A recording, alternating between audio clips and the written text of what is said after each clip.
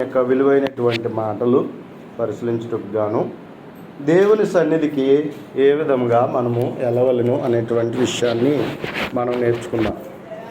దేవుని సన్నిధికి మనము ఏ విధంగా వెళ్ళవలను? దేవుని సన్నిధి అనేటువంటిది దేవుడు నివసించేటువంటి స్థలం. అంటే మన కొరకు ఆయన తన సన్నిధిని మనకు అనుగ్రహించాడు. ఆయనే మనతో ఉండి ఆయన పిల్లలుగా మనము ఆయనతో కలిసి జీవించడం. కాబట్టి దేవుని గ్రంథంలో మనం చూసినట్లయితే మన సహవాసం అయితే తండ్రి అయిన దేవునితోనూ ప్రభు అయిన యేసుక్రీస్తుతోనూ ఉన్నది అనేటువంటి విషయము దేవుని వాక్యం మనకి బోధించబడుచు. కాబట్టి మనము దేవునితో సహవాసం చేస్తున్నాం, ఆయనతో కలిసి బ్రతుకుతున్నాం. ఈరోజు మనం దేవుని దగ్గరికి వచ్చాం, ఆయన మనతో ఉన్నాడు, మనము ఆయనతో ఉన్నాం. కాబట్టి అలాగే మనము ఆయన సన్నిధిగా మనము జీవించుటకు, ఆయన ద్వారా ఆశీర్వదించబడుటకు దేవుడు తన సన్నిధిని మనకి ఇచ్చాడు. కాబట్టి దేవుని సన్నిధికి మనము ఎలా వెళ్ళాలి అనే ప్రశ్న వేసుకుంటూ మనం ఆలోచన చేస్తే, దేవుని సన్నిధికి మనము కృతజ్ఞతతో మనం వెళ్ళాలి. దేవుని సన్నిధికి మనం ఎలా వెళ్ళాలి అన్నట్లయితే కృతజ్ఞతతో మనం వెళ్ళవలసిన వారమై ఉన్నాం. 100వ కీర్తన మనం చూసినట్లయితే దేవుని యొక్క పరిశుద్ధ గ్రంథంలో 100వ కీర్తనను మనం చూసినప్పుడు ఈ రీతిగా దేవుని వాక్యం మనకి బోధించబడుచున్నది. 100వ కీర్తన చూస్తే, సర్వదేశములారా యెహోవాకు ఉత్సాహధ్వని చేయుడి, సంతోషముతో యెహోవాను సేవించుడి, ఉత్సాహగానం చేయుచు ఆయన సన్నిధికి రండి.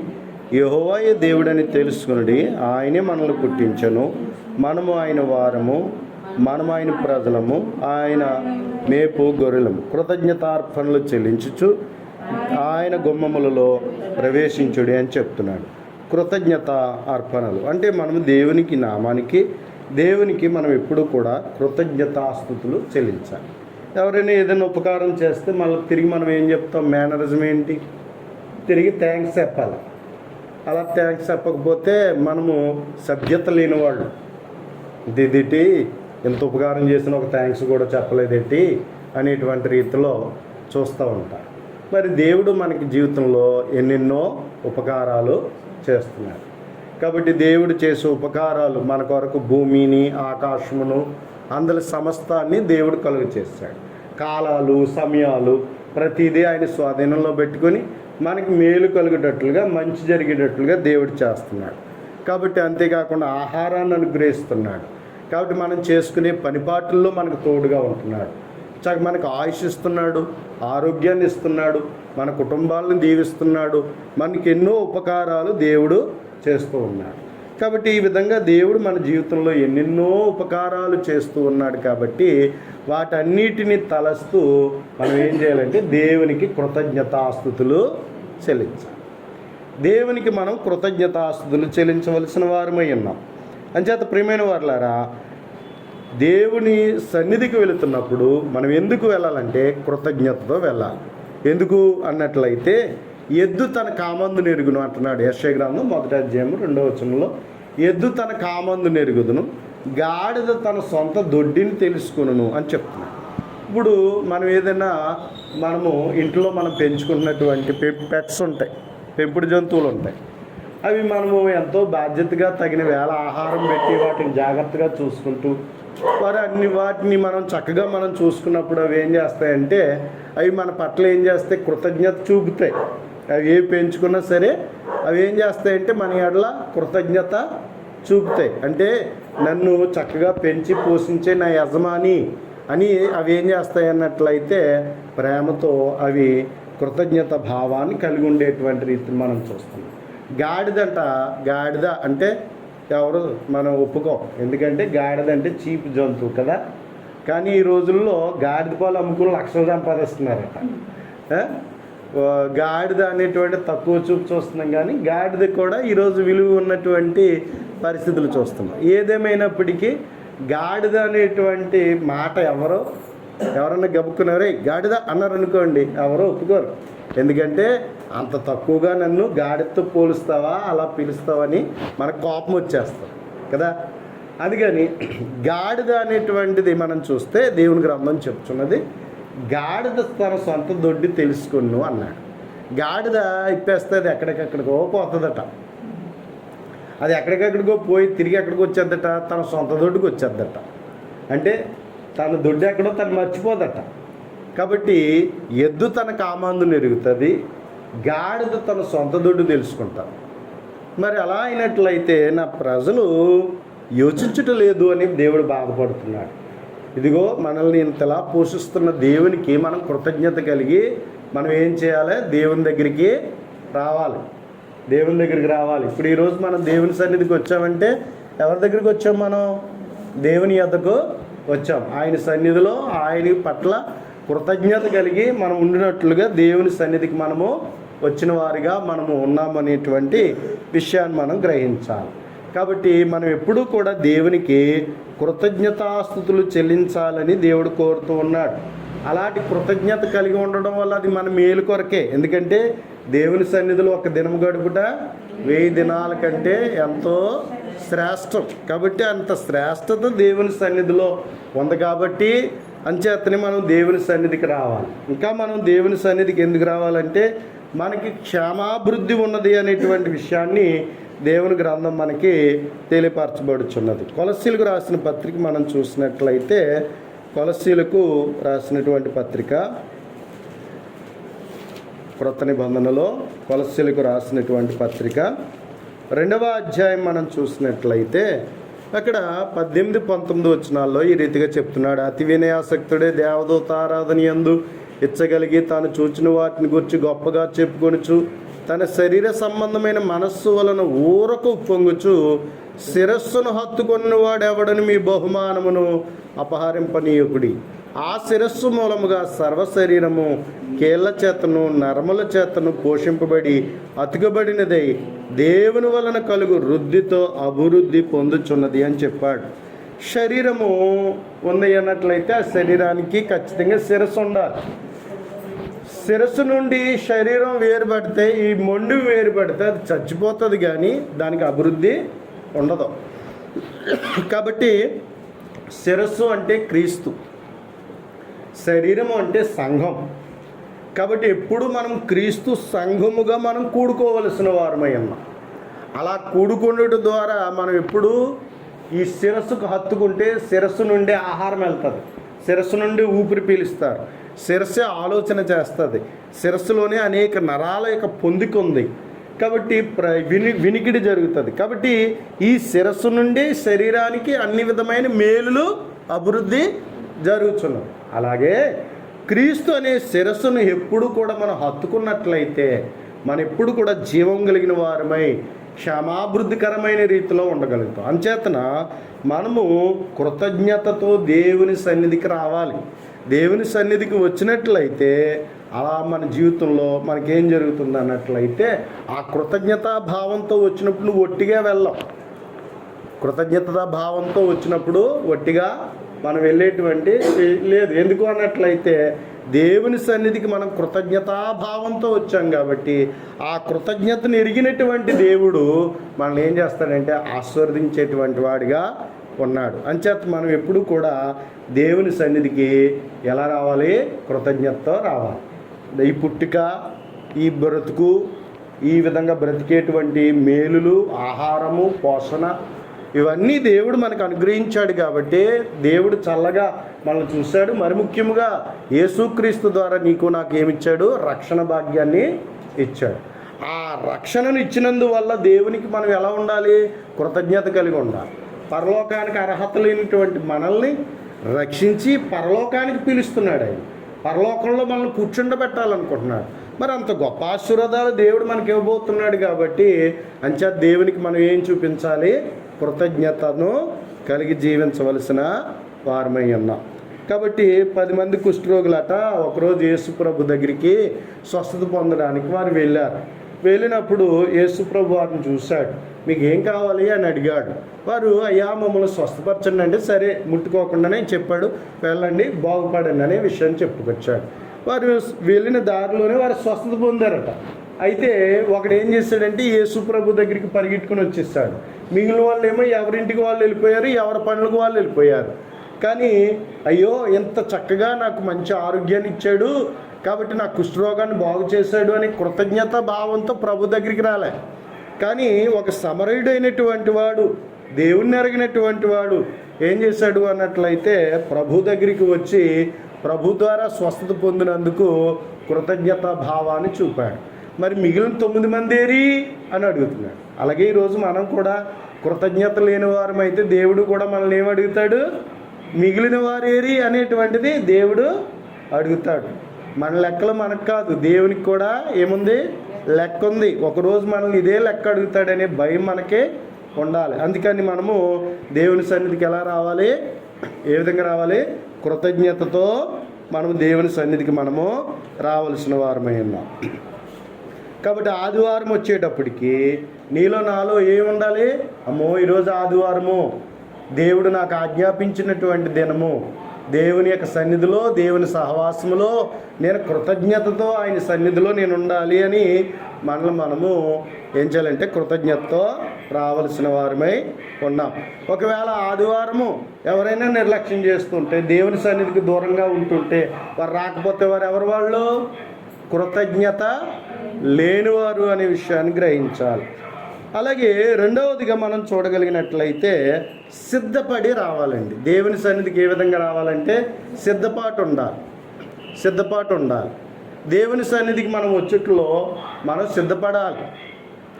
మీ సిద్ధపాటుని దేవుడు గమనిస్తాడు.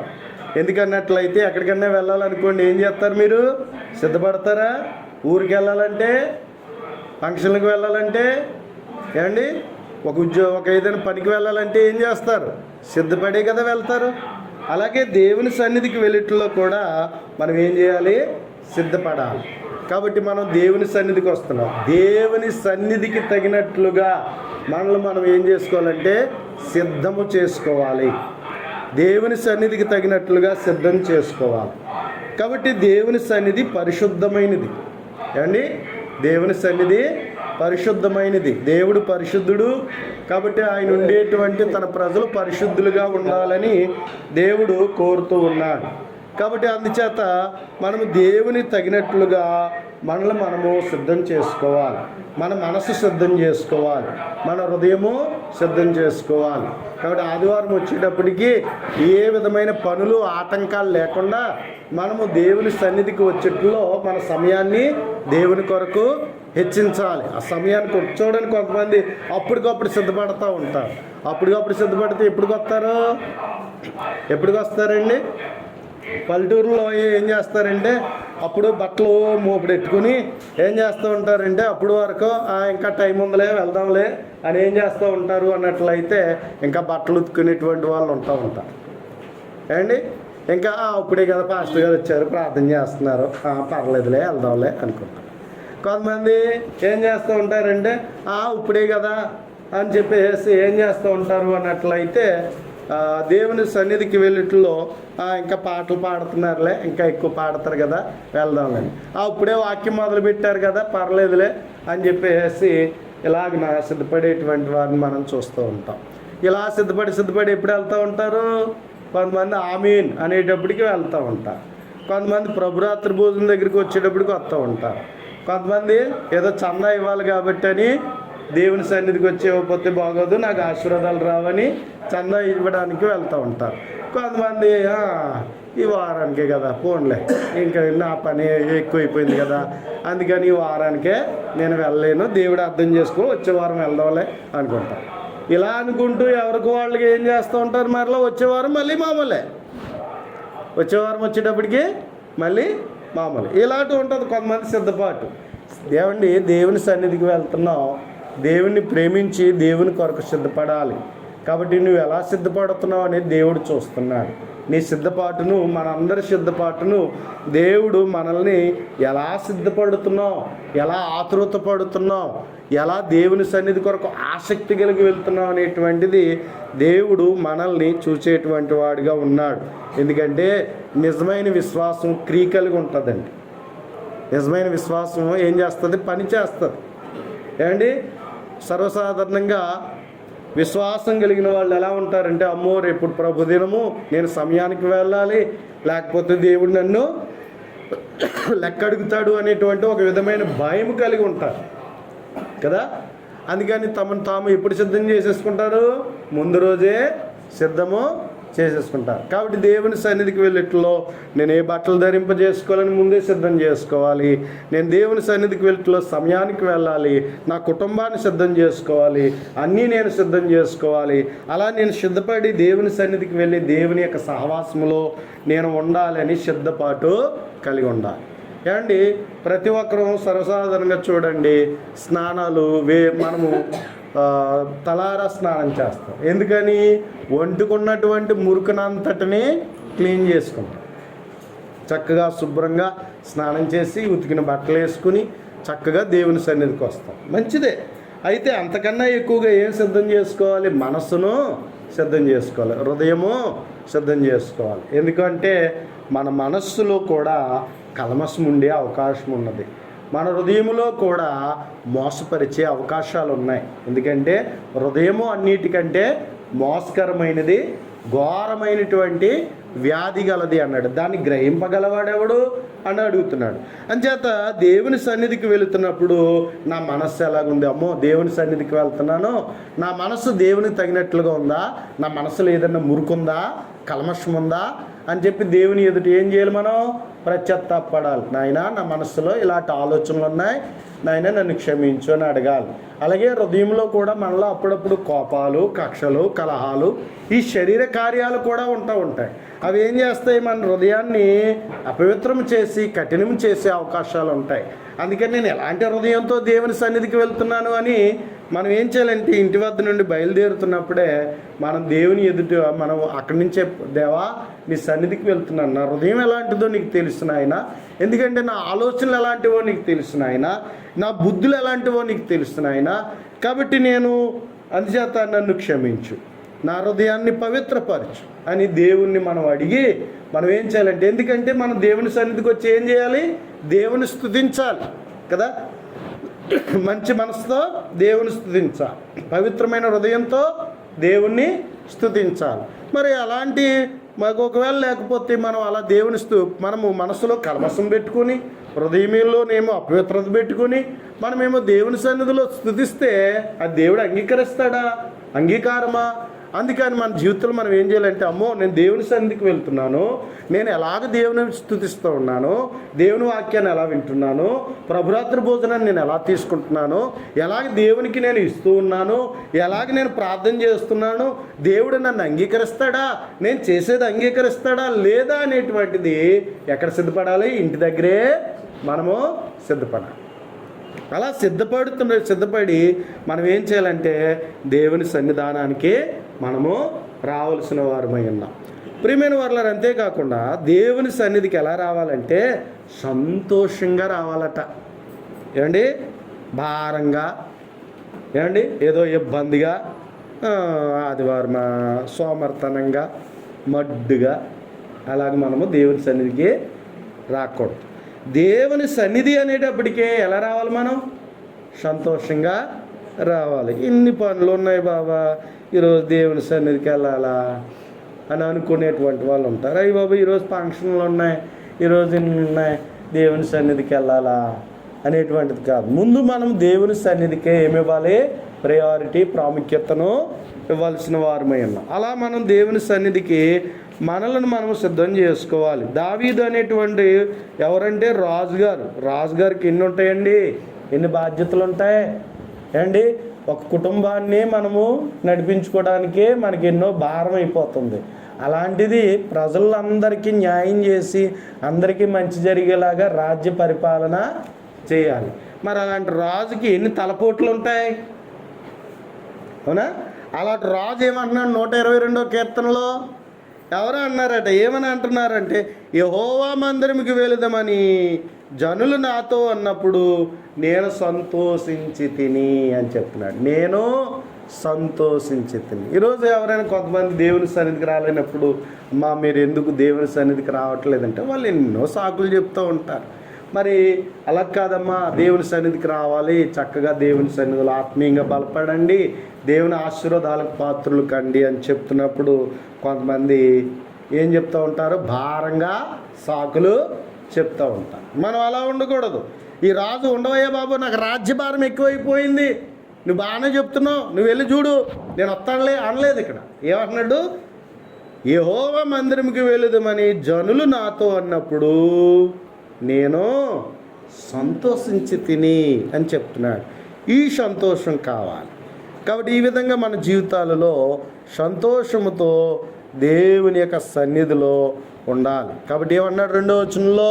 యెరూషలేమా, మా పాదములు నీ గుమ్మములలో నిలుచుచున్నవి, యెరూషలేమా బాగుగా కట్టబడిన పట్టణం వలె నువ్వు కట్టబడి ఉన్నావు అని చెప్తా ఉన్నాడు.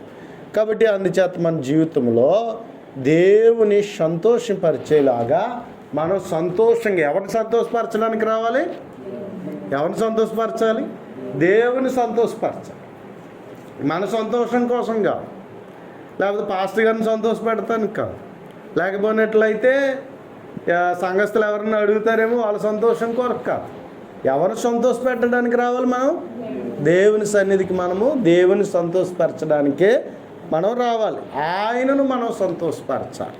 అంచేత ప్రియమైన వారులారా, దావీదు సంతోషమును తను కలిగి ఉన్న రీతిని మనం చూస్తాం.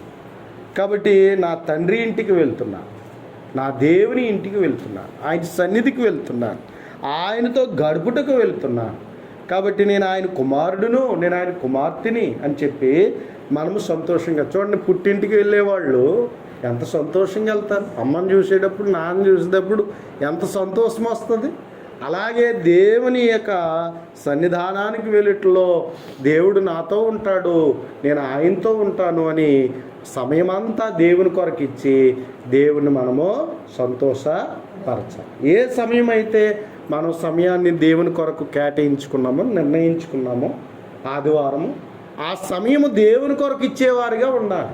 దేవుని ప్రతి కార్యక్రమము కూడా సంతోషంగా మనం జీవితాలలో ఏం చేయాలంటే దేవునికి సమర్పించేటువంటి వారిగా ఉండాలి. అలాగే 4వదిగా మనం చూసినట్లయితే, మనం దేవుని సన్నిధికి ఏ విధంగా వెళ్ళాలయ్యా అన్నట్లయితే పురుకొల్పుకుంటూ వెళ్ళాలట. ఒకరికొకరు ఏం చేసుకోవాలి అన్నట్లయితే పురుకొల్పుకోవాలి అనేటువంటి విషయం దేవుని గ్రంథం తెలియచేస్తుంది. హెబ్రీయులకు రాసిన పత్రిక 10వ అధ్యాయం మనం చూసినట్లయితే 24-25 వచనాలు మనం చూసినప్పుడు, హెబ్రీయులకు రాసిన పత్రిక 10వ అధ్యాయము 24-25 వచనాలు చూసినట్లయితే, కొందరు మానుకొనుచున్నట్టుగా సమాజముగా కూడుట మానక ఒకరినొకడు హెచ్చరించుచు ఆ దినము సమీపించుట మీరు చూచిన కొలది మరి ఎక్కువగా అలాగు చేయొచ్చు, ప్రేమ చూపుటకును సత్కార్యములు చేయుటకును ఒకరినొకడు పురుకొల్పవలని ఆలోచింతుము అన్నాడు. ఏం చేసుకోవాలంటే ఒకరికొకరు పురుకొల్పుకోవాలి. ఏమండి, ఈ లోకంలో ఏమన్నా విషయాలు ఉన్నాయనుకోండి, ఎక్కడికన్నా వెళ్ళాలనుకోండి, ఏం చేసుకుంటాం? ఒకరికొకరు, నీకు తెలుసా, నువ్వు వస్తావా రావా అని ఏం చేసుకుంటారు? పురుకొల్పుకుంటారు. ఇదిగో మార్కెట్కి వెళ్తున్నాను, వస్తావా? షాపింగ్కి వెళ్తున్నాను, వస్తావా అని ఏం చేస్తారు? పిలుచుకుని వెళ్తూ ఉంటారు. మరి దేవుని సన్నిధికి వెళ్తున్నప్పుడు ఒకరికొకరు ఏం చేసుకోవాలట? పురుకొల్పుకోవాలి. మనం సర్వసాధారణంగా ఏదైనా కార్యక్రమాలు, ఫంక్షన్స్ ఏమన్నా ఉన్నాయనుకోండి, నేను వెళ్తున్నాను, నువ్వు వస్తావా లేదా అని అడుగుతారు. మరి దేవుని సన్నిధికి వెళ్ళినప్పుడు మనం కూడా ఒకరికొకరు ఏం చేసుకోవాలి? పురుకొల్పుకోవాలి. ఇదిగో రండి, మనం దేవుని సన్నిధికి వెళ్దాం, దేవుని సన్నిధిలో ఆనందిద్దాం, దేవుని గణపరచుదాం, దేవుని మహింపరచుదాం, దేవుని ఆశీర్వాదాలు పొందుదాం అని చెప్పేసి ఒకరికొకరము ఏం చేసుకోవాలి? పురుకొల్పుకోవాలి. పాత నిబంధన కాలంలో ఆ పాలెములో వారు ఏం చేసేవారంటే దేవుని సన్నిధిని 2 బోరలు ఉండేవి. బోర ఊదిన శబ్దాన్ని బట్టి ఇశ్రాయేలు అందరూ ఎక్కడికి వచ్చేయాలంటే దేవుని సన్నిధికి వచ్చేయాలి. ఆ బోర శబ్దం వినేటప్పటికే వాళ్ళు ఏం చేయాలంటే దేవుని సన్నిధికి వచ్చేయాలి. కాబట్టి వారు అన్ని పనులు విడిచిపెట్టేసి, అన్ని పనులు, ఏ పనులు ఉన్నా సరే అన్ని పనులు పక్కన పెట్టేసి ఎక్కడికి వచ్చేయాలంటే దేవుని సన్నిధికి వచ్చేయాలి. కాబట్టి బోర శబ్దం ఎప్పుడైతే నాదం చేయబడిందో, దేవుని సన్నిధికి వచ్చే నాదం ఎప్పుడైతే వినబడిందో, ఒకరికొకరు అదిగో బోర ఊదబడింది, రండి రండి రండి అని వాళ్ళు ఒకరికొకరు పురుకొల్పుకొని వారు ఏం చేయాలి అన్నట్లయితే దేవుని యొక్క సన్నిధానానికి వారు ప్రత్యక్ష గుడారానికి వెళ్ళి దేవుని సన్నిధిని కనబడాలి. మరి ఈరోజు దేవుని బోర ఎవరు? దేవుని సేవకుడు. దేవుని బోరెవరు? నీ సోదరి, నీ సహోదరుడు, సంఘములో ఉన్న సోదరులు. కాబట్టి వారు నీతో చెప్పినప్పుడు రండి దేవుని సన్నిధికి వెళ్దాం అని చెప్పినప్పుడు, ఒకరికొకరు పురుకొల్పుకుంటున్నప్పుడు ఒకరికొకరు ఏం చేసుకోవాలి? పదండి పదండి అని చెప్పుకుంటూ చక్కగా మనం దేవుని సన్నిధికి రావాలి. కానీ ఈరోజు కొంతమంది సహోదరులు ఎవరైనా కదిపారనుకోండి, అమ్మ నువ్వు రావట్లేదు, బాబు ఈవిడ పెద్ద బతుపర్రెలు అయిపోయింది, ఈవిడే పెద్ద ఏదో క్రమంగా వస్తున్నట్టు, కానీ పెద్ద కబుర్లు చెప్తుంది ఈవిడ అనేటువంటి రీతిలో ఈరోజు కొంతమంది అనుకునే వాళ్ళు లేకపోలేదు. కొన్నిసార్లు ఎవరైనా సోదరులు రాకపోయినప్పుడు, అంటే జరుగుతున్న విషయాలు చెప్తున్నానండి, ఫోన్ చేశారనుకోండి, కొంతమంది ఫోన్ ఎత్తరు. అంటే ఇక్కడ కాదు, మేము కొంతమంది ఉన్నారు మాకు సహోదరులు, ఫోన్ చేసినప్పుడు ఫోన్ ఎత్తరు. అంటే వాళ్ళకి అర్థమైపోద్ది ప్రార్థన రమ్మంటున్నారని. అందుకని ఇంకేం చేస్తారంటే వాళ్ళు ఫోన్ ఎత్తరు ఇంకా. కాబట్టి అందుకని బ్రదరు ఈరోజు తరగతి ఉంది కదా, బైబిల్ తరగతి ఉంది కదా, రండి అంటే ఫోన్ ఎత్తరు ఇంకా. అంటే అర్థం చేసేసుకోవాలి, ఓహో వీళ్ళు ఫోన్ ఎత్తట్లేదంటే తరగతికి ఇంకా రావడం లేదు అని. కొంతమంది ఫోన్ ఎత్తారు కానీ భారంగా చెప్తారు, అన్నయ్య ఈ వారం రాలేనన్నయ్య, పరిస్థితులు బాగాలేదన్నయ్య, లేకపోతే ఏదో పని భారం, ఈరోజు అంతా అలసిపోయానన్నయ్య, రేపు పొద్దున పని ఉంది అందుకని రాలేదు, ఇలా ఏదో విధమైనటువంటి రీతిలో చెప్పడం అనేటువంటిది జరుగుతూ ఉంటుంది. ప్రియమైన వారులారా, పిలుస్తుంది ఎవరు పిలుస్తున్నారు? తన సన్నిధికి రమ్మని ఎవరు పిలుస్తున్నారు? దేవుడు నీకు నాకు పిలిపిచ్చాడు. అవునా? నువ్వు బాప్తిసం పొందినప్పుడు నీవు ఆయనకు దాసుడుగా దాసురాలుగా ఏమిచ్చేసావు? మాట ఇచ్చేసావు. ఏమని? నేను ప్రతి ఆదివారము నేను సన్నిధికి వస్తా, నేను ఆరాధన చేస్తా అని అప్పుడే నువ్వు మాట తీర్మానం చేసేసావు. మరి రోజు పొందిన బాప్తిసం ఆ మాట అక్కడే గొట్టు మీద ఎట్టేలా అండి? ఖచ్చితంగా దానిని పాటించాలి. ఒకవేళ లేవలేని స్థితిలో మనం ఉంటే అటువంటి సమయంలో మనం దేవుని సన్నిధికి రా. ఒకవేళ బలమైన కారణం ఉండాలి దేవుని సన్నిధికి రాకపోవడానికి. ఆ కారణాల చేత తప్ప ఇంకా మరే విధమైన సాకులు చెప్పడానికి వీలు లేదు. ఏదైనా బలమైన కారణం, అనారోగ్యం చేత మంచం మీద నుండి లేవలేని స్థితిలో నువ్వు ఉండి ఒకవేళ నువ్వు రాకపోతే ఓకే. ఒకవేళ నీవు ఏదైనా బలమైన కారణం, ఇది తప్పదండి, నా ప్రాణం నా పేక మీదకి వచ్చిందండి అనేటువంటి పరిస్థితి ఏదైనా కారణం ఉన్నట్లయితే ఓకే. కొంతమంది ఆదివారము కూడా కొంతమంది డ్యూటీలు ఉంటాయండి. అందుకని కొన్ని సంఘాలు, ఎదిగిన సంఘాలు ఏం చేస్తున్నాయంటే 2 ఆరాధనలు పెడతారు. ఉదయకాలపు ఆరాధన, సాయంకాలపు ఆరాధన పెడతారు. అంటే పొద్దుడు వాళ్ళు డ్యూటీ చేసుకునేటువంటి పగలు కుదరదు కాబట్టి అందుకని రాత్రి సమయంలో ఆరాధన చేసుకోవడానికి అనుకోవాలి. అందుకని ఆ రీతిగా పెడుతూ ఉంటారు. మనమేమో స్థానికంగా ఆదివారం రావడమే భారంగా వస్తున్నాం. అది మనం నిర్ణయించుకున్న సమయానికి మిగిలిన సమయం సాయంత్రం పెట్టుకుందాం అంటే ఎవరు వస్తారు? అలాంటి ఆసక్తి ఉందా? అంతా మనము ఒకరికొకరు పురికొల్పుకొని రండి, మనము దైవ కార్యక్రమాలు కలిగి ఉందాం, సంఘాన్ని బలపరుచుకుందాం, దేవుని పని చేద్దాం, దేవుని ఆశీర్వాదాలు పొందుదాం అనేటువంటి రీతిలో పురుకొల్పుకునే స్థితి మన జీవితంలో ఉందా? పురుకొల్పుకోవడంలో సహోదర ప్రేమ కలిగి ఉండాలి. ఎందుకంటే మనందరము ప్రేమతో ఎక్కడికి రావాలి? దేవుని సన్నిధికి రావాలి. మనం దేవుణ్ణి ప్రేమించాలి, దేవుని పిల్లలైనటువంటి వారిని ప్రేమించి, సహోదరులను ప్రేమించి, ఒకరికొకరు పురుకొల్పుకొని ప్రేమతో ఒకరికొకరము దేవుని సన్నిధికి మనము రావాలి. ఈరోజు మనం దేవుని సన్నిధికి రావడానికి గల కారణం ఏంటో తెలుసా? ఆత్మీయంగా ఒకరికొకరం పురుకొల్పుకోవడానికి, బలపరచుకోవడానికి, ఆదరించుకోవడానికి. అవునా? ఒకరికొకరు మనము ఆదరించుకోవడానికి, ఆత్మీయంగా మనల్ని మనం బలపరుచుకోవడానికి. కాబట్టి ఈ విధంగా మనము దేవుని యొక్క సన్నిధానానికి మనం వస్తున్నాం అనేటువంటి సంగతి మనం ఎరగవలసిన వారమై ఉన్నాం. కనుక ప్రియమైన వారులారా, చివరిగా 5వదిగా మనం చూస్తే దేవుని సన్నిధానానికి మనం ఎలా రావాలంటే దేవుని చిత్తాన్ని బట్టి రావాలి. దేవుని చిత్తానుసారంగా మనము రావాల్సిన వారమై ఉన్నాం. కాబట్టి మనము దేవుని చిత్తానుసారంగా దేవుని సన్నిధానానికి మనం రావాలి. ఎవరిష్టం? మన ఇష్టమా? దేవుని ఇష్టమా అండి? యేసు ప్రభు ఈ లోకానికి పుట్టి నా అంతటా నేను ఏమీ చేయట్లేదు, నా తండ్రి చిత్త ప్రకారమే నేను చేయుచున్నానని యేసు ప్రభు చెప్పాడు. చాలా వరకు మనం ఏమనుకున్నాం, నా ఇష్టం నా బ్రతుకు అనుకునే వాళ్ళుగా ఉన్నాం. మీకెందుకండి, అది మా ఇష్టం, వస్తానో రాకపోవచ్చు అనేటువంటి వారు ఉన్నారు. కానీ ఎప్పుడైతే మనం దేవుని పిల్లలమయ్యామో ఎవరిష్టం నెరవేర్చాలి? దేవుని ఇష్టాన్ని నెరవేర్చాలి. చూడండి, ఎవరైనా ఒక ఇంట్లో పుట్టినప్పుడు ఆ ఇంటికి సంబంధంగా వారు పెరగాలి కదండి, అంతేనా? రూలేనా? రాజుగారి కుటుంబంలో పుట్టాడు అనుకోండి, ఆ రాజరికానికి తగినట్లుగా పెరగాలి. అలాగే బ్రాహ్మణ కుటుంబంలో లేకపోతే యాజకుల కుటుంబంలో పుట్టాడు అనుకోండి, యాజకుల సంబంధంగానే పెరగాలి. అది రూల్, అది అంతేనా? వాళ్ళ కట్టుబాట్లు, వారి సాంప్రదాయాలకు కట్టుబడి జీవించాలి. ఇది మనం చూస్తున్నాం కదా. అంటే మాకు ఇంటి కట్టుబాటు అండి, మా సాంప్రదాయం అండి అంటూ ఉంటారు.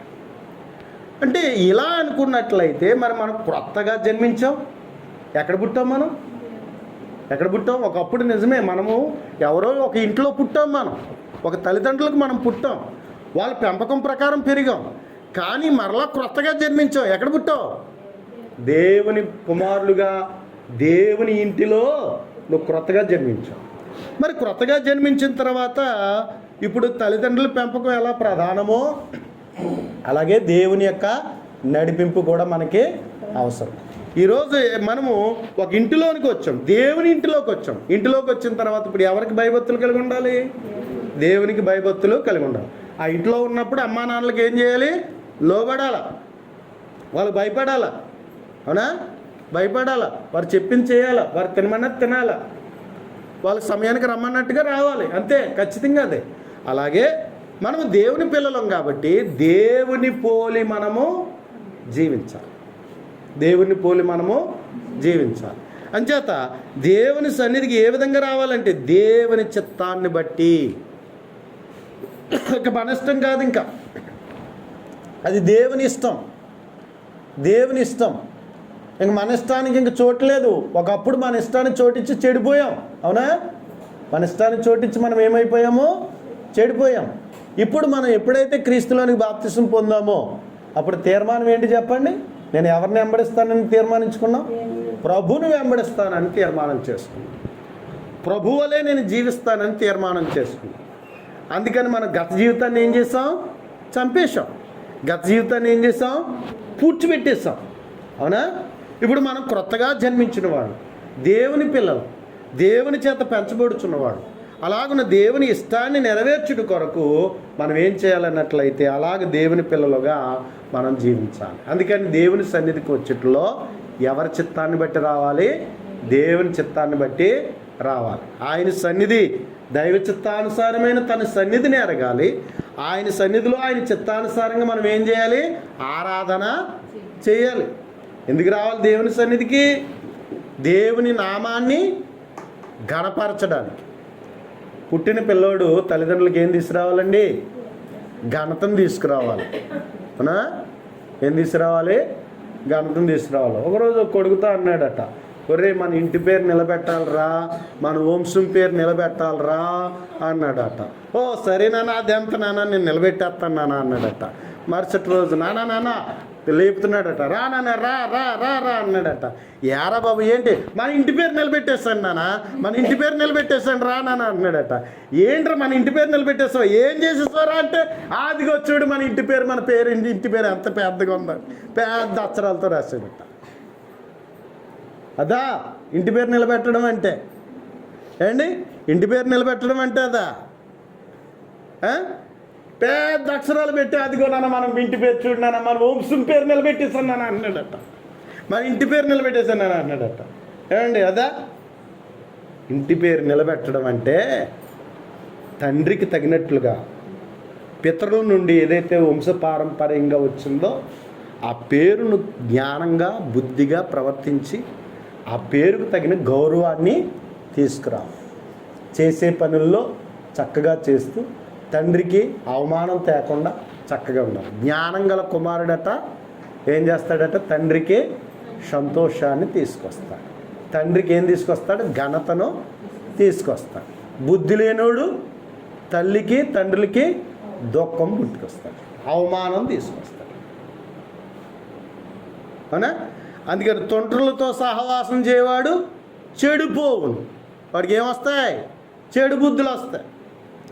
దేవునితో సహవాసం చేస్తే మంచి అలవాట్లు వస్తాయి. అందుకే మనం దేవుని సన్నిధికి రావాలి.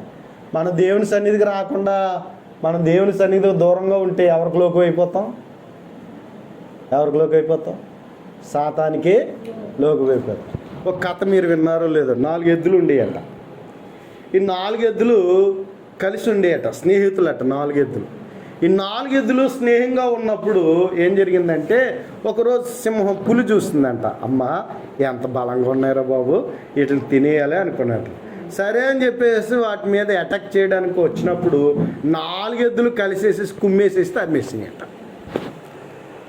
ఓరు బాబు, ఇలాగైతే కష్టంరా బాబు అనుకొని పారిపోయాడట. ఈ పులి ఏం చేస్తుందంటే, వీళ్ళు 4 ఎప్పుడు ఇడిపోతారా, ఇడిపోయినప్పుడు నేను ఒక్కొక్కరిని తినేద్దామా అని మాటేసి కూర్చుందంట. ఓ రోజు వీళ్ళకి ఏం చేసింది, 4 ఎద్దులకి దెబ్బలాట వచ్చిందంట. దెబ్బలాట వచ్చేసి 4 మాట మీద వచ్చేసేసి ఒకరికి మాట లేకుండా ఏం చేసినాయి అన్నట్లయితే, దెబ్బలాట వచ్చేసి విడిపోయిన తర్వాత మరి 4 ఉంటే 4 కుమ్మేసి పారిపోయాయి.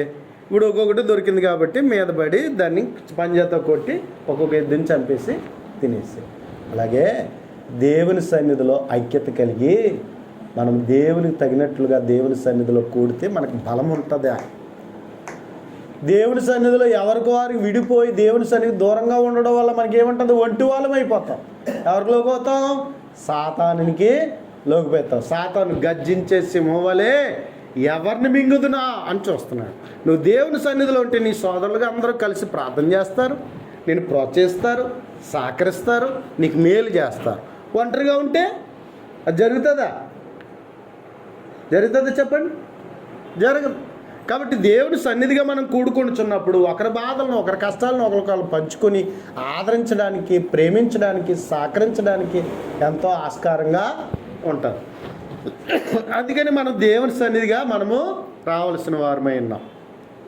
గడ్డి పరికలన్నీ ఏకమవుతాయని మదర్ ట్రైనింగ్ ఏం చేస్తాయట? బంధిస్తాయట. అవునా? చలిచేమలన్నీ ఏకమవుతేనే పామును సహితం ఏం చేస్తాయి? చంపేస్తాయి. అలాగే దేవుడు మనల్ని అందరినీ ఐక్యతగా ఉండాలని కోరుకుంటున్నాం. అందరము కలిసి దేవునితో సహవాసం చేసి మనం ఏం చేయాలంటే, అందరం భూమి మీద ఏకీభవిస్తే ప్రార్థన పరలోకానికి వెళ్తాం. అందుకని ఎక్కడ 2-3 నా నామమును ఏకీభవిస్తారో, ఏకీభావం రావాలి. అందరము కలిసి ఒకరికొకరు ఏకీభవించుకొని ప్రార్థన చేస్తే ఆ ప్రార్థన బలమైనదిగా ఉంటుంది. చూడండి, ఆదిమ సంఘం వాళ్ళందరూ కలిసి ప్రార్థన చేస్తే భూమి కంపించిందంట. ఏమండి? ప్రార్థన చేస్తే ఏమొచ్చింది? భూమి కంపించదు. ప్రార్థనకు అంత శక్తి ఉంది. అందరము కలిసి ఐక్యతగా ప్రార్థన చేస్తే మన సమస్యకు దేవుడు సమాధానం ఇస్తాడు. చాలామంది అంటారు, దేవుని సన్నిధికి వెళ్ళడం వల్ల ఇంటికాడ ఉండడా, ఇంటికాడ ప్రార్థన చేసుకోలేమా, ఇంటికాడ వాక్యం చదువుకోలేమా, ఇలా కొంతమంది ఏం చేస్తూ ఉంటారంటే దేవుని సన్నిధికి దూరం అయిపోతూ ఉంటారు. కొంతమంది పాస్టర్ గారి మీద కోపంతో కొంతమంది దేవుని సన్నిధికి రారు. కొంతమంది ఏమో విశ్వాసుల మీద కోపంతో దేవుని సన్నిధికి రారు కదా. కొంతమంది ఏమో పనులు భారాన్ని పెట్టుకుని దేవుని సన్నిధికి రారు. ఇలా ఎవరికి వాళ్ళు సాకులు చెప్పుకుంటూ ఏదో కారణం చెప్పుకుంటూ దేవుని సన్నిధికి ఏమైపోతున్నారు? దూరం అయిపోతున్నారు. అవునా? ఇలా ఎవరికి వారుగా అనుకుంటున్నారు. మాకు పొద్దునే కుదరదండి, మేము లేవలేమండి, మాకు కుదరదండి అంటున్నారు. మరి ఏదన్నా ప్రయాణాలకు వెళ్తే వెళ్ళకుండా ఉంటున్నారా? వాటికైతే బాగా లేచిపోతున్నారు. దేవుని సన్నిధికి వెళ్ళడం అంటే నాకు కుదరదండి అంటే నువ్వు దేవుని సన్నిధిని ఎంత తక్కువ చేసావు? దేవునికి నువ్వు ఇచ్చే ప్రయారిటీ ఏది? అంచేత ప్రియమైన వారులారా, మనల్ని మనం ఆలోచించుకుందాం. కాబట్టి దేవుని చిత్తానుసారంగా ఆయన సంఘముగా దేవుడు మనల్ని ఎలా పిలుస్తున్నాడో, ఆయన ఏర్పాటు ఇది ఏమైతే ఉందో అలా మనం అందరం ఒకరికొకరం పురుకొల్పుకొని మనందరం కూడా ఎక్కడికి రావాలి? దేవుని సన్నిధికి రావాలి. కాబట్టి దేవుని సన్నిధికి మనం ఎందుకు వెళ్ళాలి? ఏ విధంగా వెళ్ళాలంటే కృతజ్ఞతతో మనం వెళ్ళవలసిన వారమే ఉన్నాం. సిద్ధపడి వెళ్ళవలసిన వారమై ఉన్నాం. సంతోషంగా వెళ్ళవలసిన వారమై ఉన్నాం. పురుగొల్పుకొని వెళ్ళవలసిన వారమై ఉన్నాం. దేవుని చిత్తమును బట్టి మనందరం కూడా దేవుని సన్నిధికి వెళ్ళవలసిన. నువ్వు ఇలాగే వస్తున్నావా దేవుని సన్నిధికి? నువ్వు ఇలాగే ఉంటున్నావా దేవుని సన్నిధికి? ఒకేలా ఉంటే పట్టజాలని ఆశీర్వాదాలు దేవుడు నీకు ఇస్తాడు. నీ కొరకు గొప్ప మేలును దేవుడు నీ కొరకు దాచిపెట్టాడు. వాటిని నువ్వు పొందుకుంటావు. నానాటికి బలాభివృద్ధి పొందేటట్లుగా దేవుడు చేయగల సమర్థుడు. అట్టి రీతిలో దేవుడు మనల్ని ఆశీర్వదించగలిగినవాడు. కాబట్టి ప్రియమైన వారులారా, పని చేస్తేనే ప్రతిఫలం. పని చేయకుండా ఫలితం రావాలంటే అది కుదరదు. సోమరుడట వాడు చేయడు కానీ ఫలితాన్ని ఆశిస్తాడట. ఏమండి? సోమరుడు ఏం చేయడు? పని చేయడు, కానీ ఏం ఆశిస్తాడు? ఫలితం ఆశిస్తాడు. ఎవరైనా ఒప్పుకుంటారు అది? కాబట్టి దేవుని సన్నిధికి మనం ఎలా ఉండకూడదు? సోమరు వాళ్ళుగా ఉండకూడదు, నిర్లక్ష్యంగా ఉండకూడదు. కాబట్టి అందుచేత మనల్ని మనము పురుగొల్పుకుందాం, మేలుకొల్పుకుందాం. క్రమంగా చక్కగా దేవుని సన్నిధిని గడుపుచు దైవాశీస్సులకు పాత్రులుగా మనము నడిపించుకుందాం. ఆ విధంగా ప్రతి ఒక్కరు ఉందాం. అటు రీతిగా దేవుడు మనల్ని అందరినీ నడిపించునుగాక. అందరికీ